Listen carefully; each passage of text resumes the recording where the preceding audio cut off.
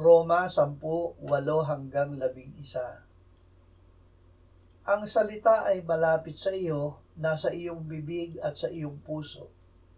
Ito ay ang salita ng pananampalataya na aming ipinangangaral.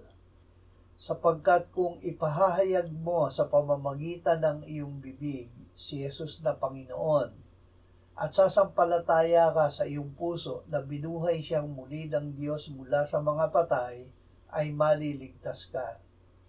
Sapagkat sa puso ang tao'y nananampalataya kaya't itinuturing na ganap, at sa pamamagitan ng bibig ay nagpapahayag kaya't naliligtas.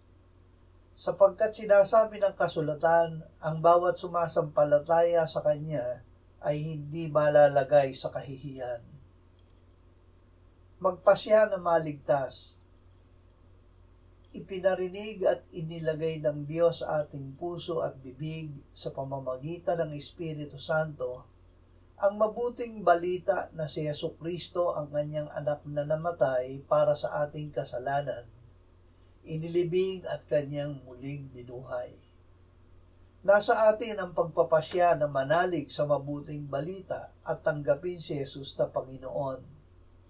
Kung ito ay ating gagawin, tinitiyak ng Diyos na tayo ay Kanyang aariing ganap at Kanyang ililigtas.